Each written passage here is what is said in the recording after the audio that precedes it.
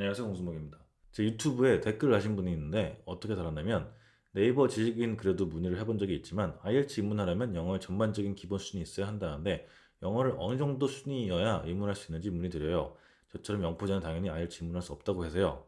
이렇게 물어봤어요. 그래서 제가 그런 게 어디 있냐? 상관이 없이 그냥 열심히 하면 된다. 대신에 단어가 중요하니까 제가 정확히는 기억 안 나는데 아무튼 뭐 차근차근히 하라 그랬어요. 그리고 하면 된다 이런 식으로 얘기를 했거든요. 하면 되니까요. 근데 이제 답변이 제가 영어 부분 하나도 모르는 상태거든요. 영어 어느 정도 기본기 만들고 하라고 영어 학원 관련자 또는 해외에서 사회생활 했던 여러분들이 주로 그러더라고요. 괜히 지식인 걸 올렸다가 뭔가 헛만 나는 것 같고 기가 좀 죽었었는데 선생님 유튜브 보고 희망 가지고 빠꿈 들어갑니다. 이렇게 돼 있더라고요. 그래서 제가 또 응원의 글을 막 썼죠. 그래서 그런 사람 맡지 말아라 그랬단 말이에요. 근데 일단 기본적으로 여기서 제가 되게 마음에 안 드는 게 있더라고요. 입문 이렇게 물어보시는 게 이게 약간 조금 되게 슬프다고 생각했어요. 그래가지고 이분이 쓰시는 단어는 아닌 것 같아요. 입문이라고 이 분이 얘기를 하진 않은 것 같고 어떤 뭐 글 쓴 사람이나 뭐 대답해준 사람 중에서 누가 IELTS 입문 이런 걸 얘기했겠죠. 근데 입문이 무슨 문파 입문하는 것도 아니고 뭐 입문이 어디 있어요. 그냥 IELTS 시작이죠. 네, 그리고 IELTS 기초도 없습니다. 기초가 IELTS 기초가 그런 게 없죠. 그냥 영어 시험일 뿐이니까 IELTS는 영어를 공부를 하면은 그거에 대해서 실력을 평가를 받는 시험인 건데 IELTS 스타일의 형식으로 문제를 풀게 만드는 거죠. 그래서 IELTS만 가지고 있는 약간 특별한 섹션도 있고 다른 시험하고 좀 비슷한 부분도 되게 있고요. 그래서 토플도 있고 PT도 있고 IELTS도 있고 되게 다양하잖아요. 그죠?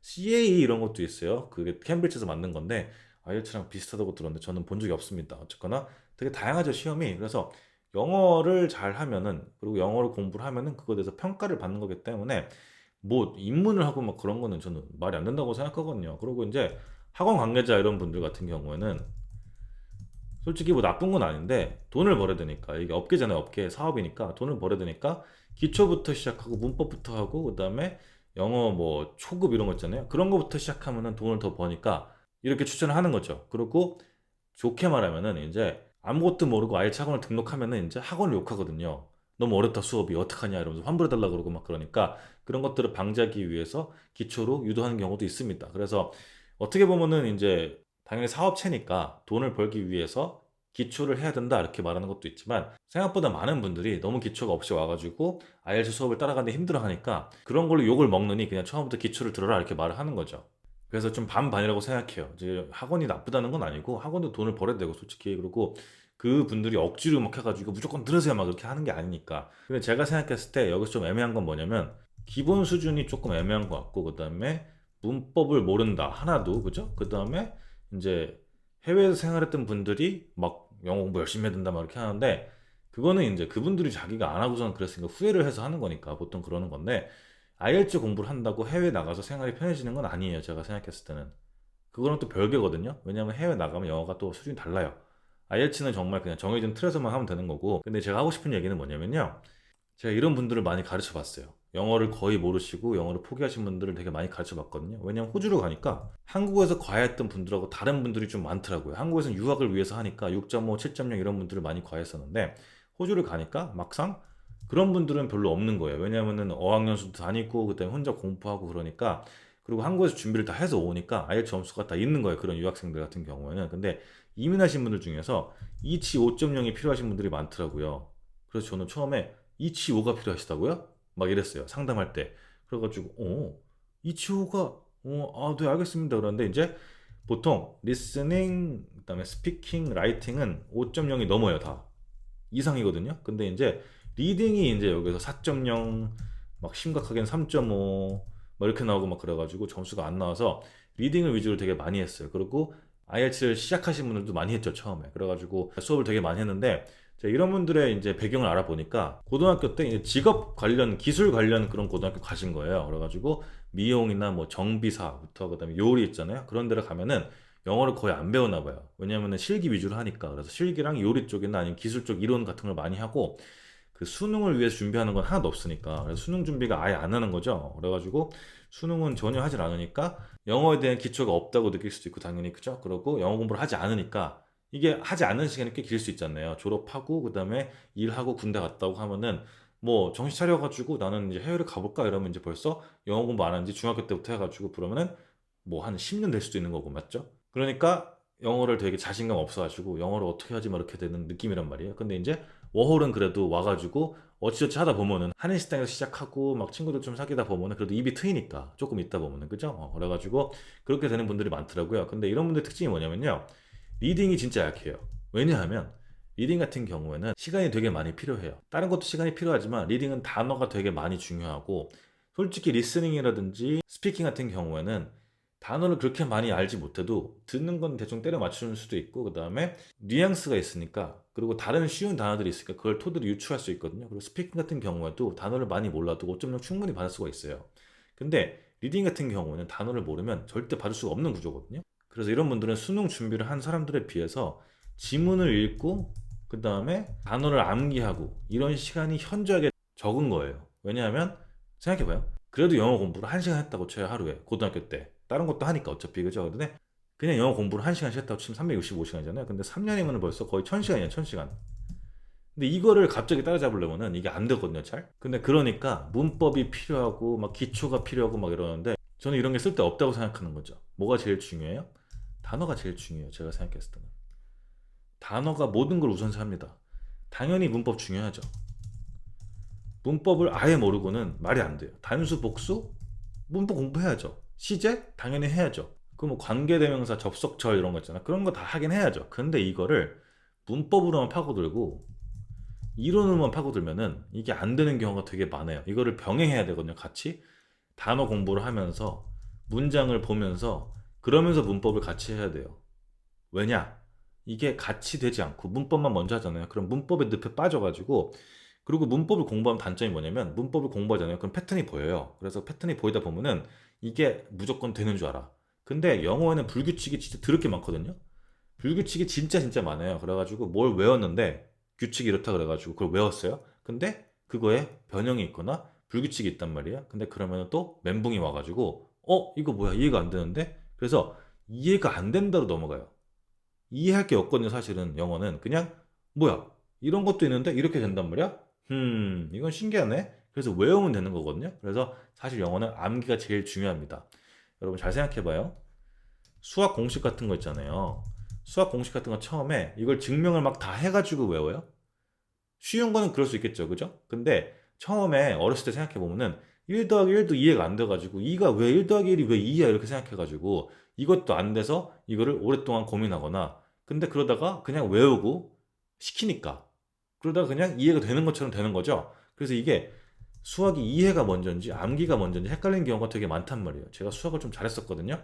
수능 한 개 틀렸습니다. 근데 이게 공부를 하다 보면은 공식을 막 증명을 해요. 해가지고 공식 이렇게 돼가지고 이렇게 됐구나 해서 증명을 하지만 사실은 그거를 쓰기 위해서는 그냥 공식을 외운단 말이에요. 왜냐하면은 그걸 증명을 매번 할 수가 없으니까.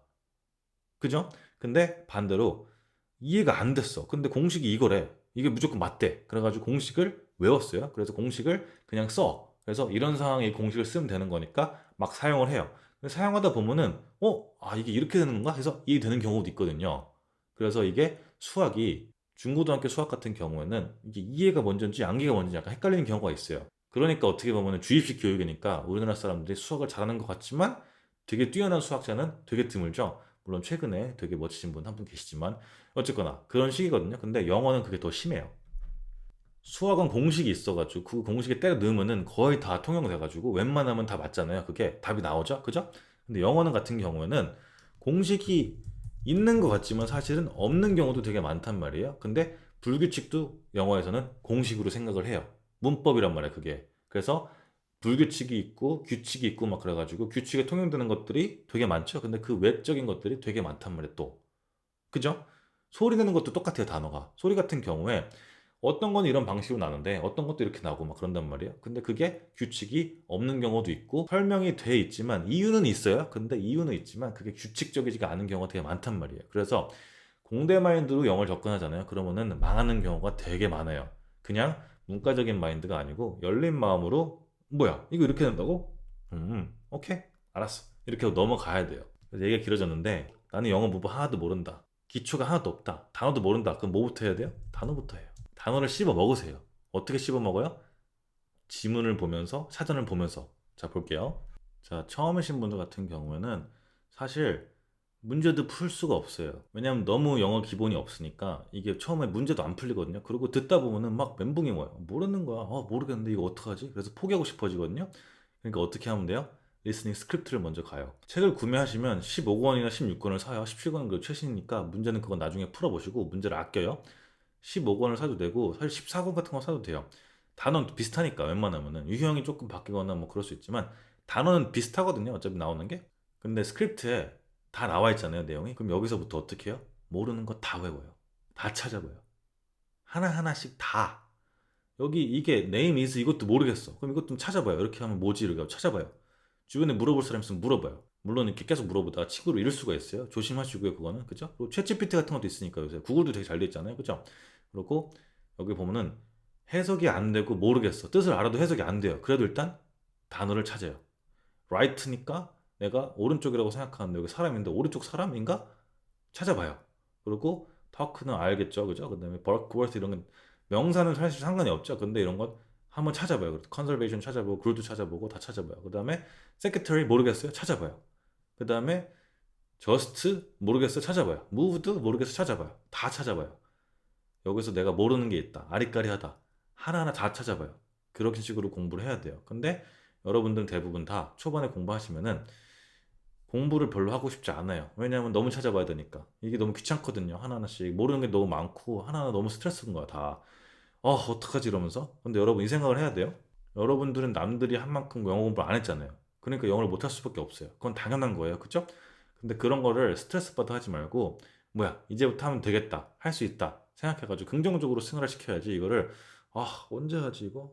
모르겠다. 그래서 시간을 넉넉히 잡으세요. 영어 기초가 완전 없으신 분들 같은 경우에는 시간이 오래 걸리는 경우가 많거든요. 왜냐면 이게 내가 외운다고 하더라도 응용이 되고 습득이 되려면 좀 걸린단 말이에요, 생각보다. 아니면 진짜 시금전폐하고 공부를 해야 돼요. 근데 저한테 대부분 다 저 바쁜데 점수가 필요해요 하시는 분들 같은 경우에 되게 일을 많이 하시더라고요.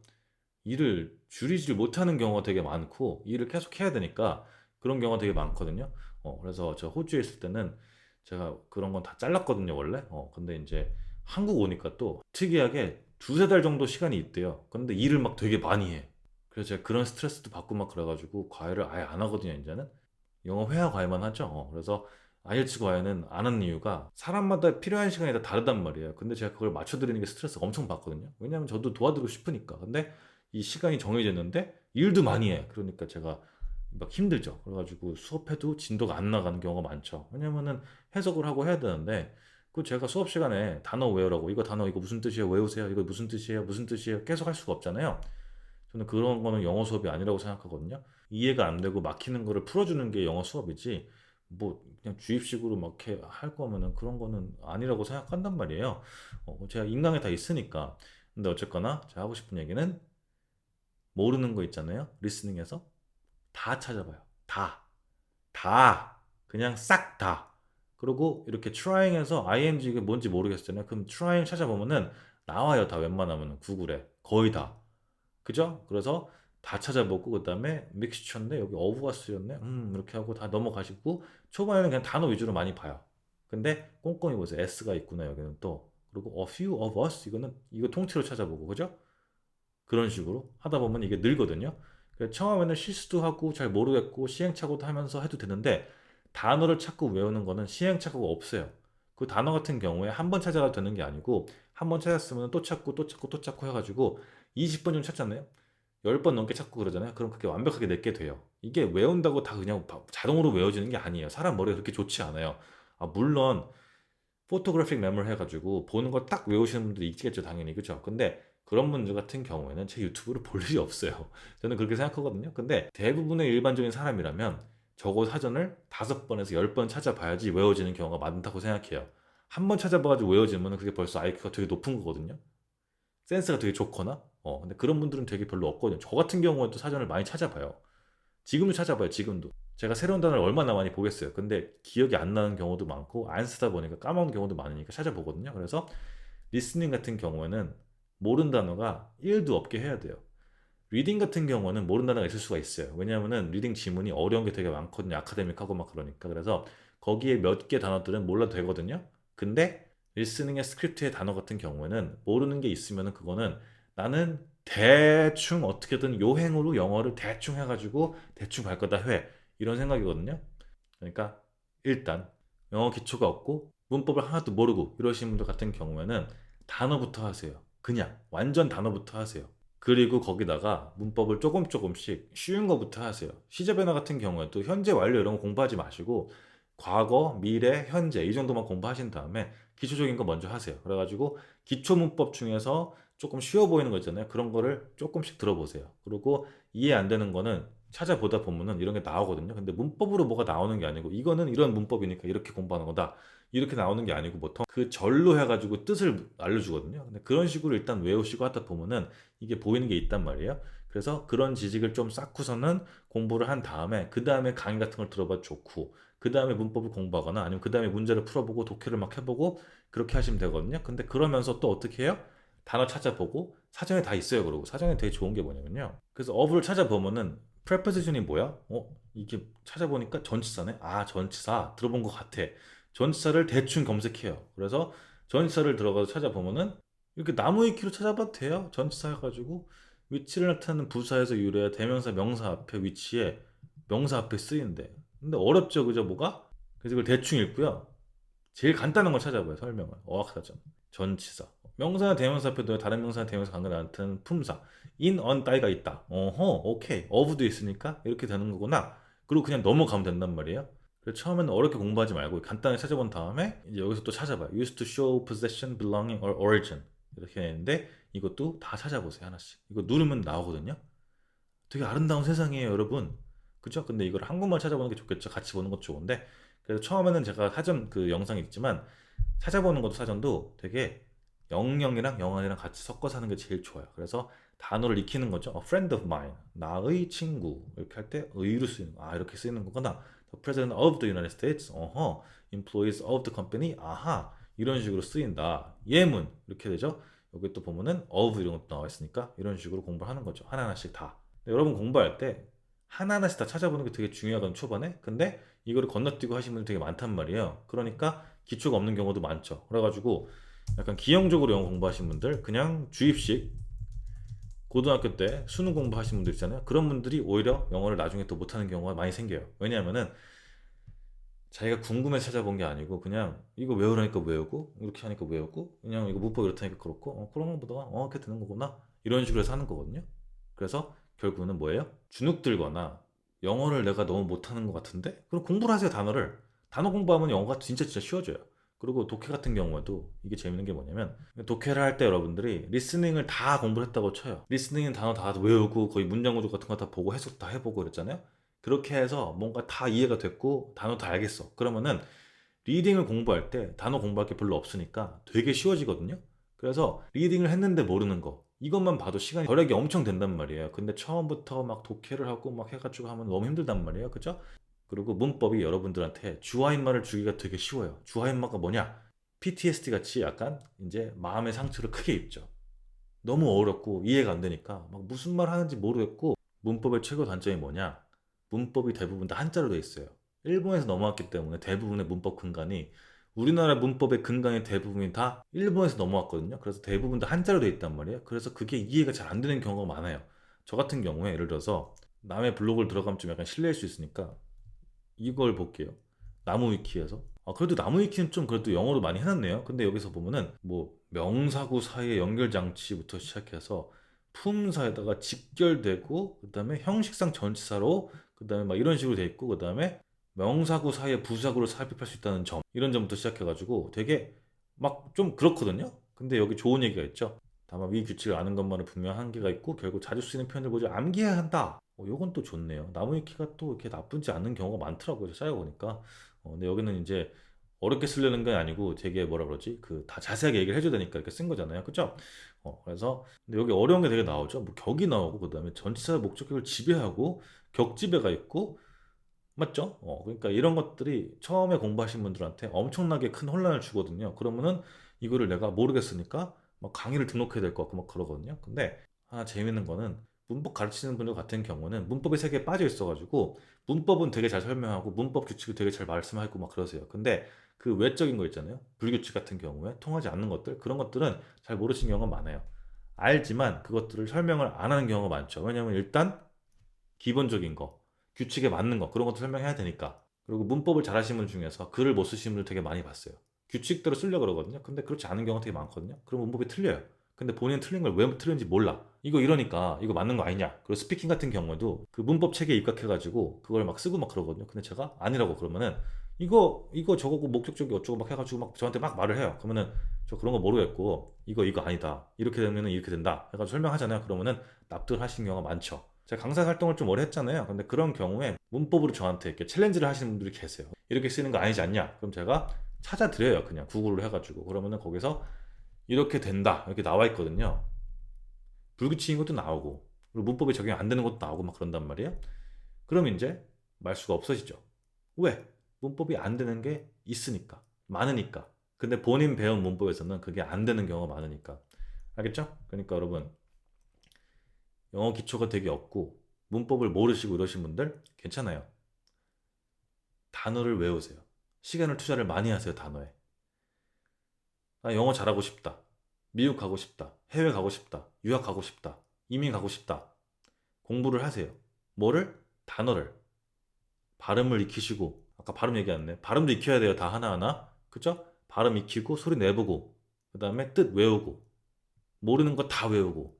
그러다 보면은 문법을 딱히 하지 않더라도 영어의 체계가 잡힐 수밖에 없어요. 근데, 영어 하고 싶은데, 나 어떡하지? 못할 것 같은데. 기초부터 해야 된다 그러던데. 문법 하기 싫은데. 이러면 평생 영어 못해요. 문법 하기 싫은 거 하지 마세요. 단어 외우기 싫다? 그러면 못 가요. 단어 외우기 싫은 거? 다 싫어요. 외우기 당연히 싫죠. 공부하기 싫죠. 근데 이게 내가 가고 싶고 하고 싶잖아요. 그럼 재밌어질 수 있어요. 왜? 하나하나 아는 게 재밌으니까. 그리고 이걸 내가 쓸 수 있으니까. 나중에. 이걸 내가 나중에 해외 친구들한테 쓸 수 있을 거야. 이러면서 막 쓰잖아요. 이러면서 막 공부하잖아요. 그럼 재밌어요. 그러니까 어떻게 해요? 일단 IELTS를 준비하시는 분들 중에서 기초가 없고 문법 모르시는 분들 같은 경우에 IELTS 리스닝 스크립트부터 주구장창 하세요. 진짜 단어를 다 외우세요. 알겠죠? 근데 이렇게 말해도 단어를 안 외우시고 영어 너무 힘들고 IELTS 너무 어려워 이러시는 분도 계시겠죠? IELTS 리스닝이 어렵다는 거는 그냥 나는 안 나가겠다랑 똑같아요. 해외를. 알겠죠? 그러니까 IELTS 리스닝 어렵지 않습니다. 듣고 문제 푸는 거 어려울 수 있죠. 근데 스크립트 공부하는 게 뭐가 어려워요. 그거 그냥 다 싹 다 외우면 되는데 그냥. 그리고 또 꼼수 중에 해석이 잘 안 되는 것 같고 해석을 알고 싶다 이러잖아요. 그러면은 구글에다가 그걸 쳐서 번역을 그냥 돌려보세요. 그러면 어느 정도 비슷하게 나온단 말이에요. 그걸 보고 참고해도 괜찮죠. 알겠죠? 그러니까 여러분 포기하지 마시고요. 누가 나한테 뭐라 그랬다고 주눅 들지 마시고요. 할 수 있어요. 대신에 공부를 안 하는 거는 아무도 못 도와드려요. 알겠죠? 그러니까 시간 투자를 많이 하시고 시간이 되게 중요해요. 아무리 효율적으로 한다 그래도 시간 투자를 무조건 해야 되거든요. 어쩔 수가 없습니다. 여러분들이 언어의 천재거나 그냥 천재가 아닌 이상 시간 투자를 많이 무조건 해야 돼요. 시간 투자한 만큼 점수가 나와요. 알겠죠? 그럼 다음에 또 봐요. See ya.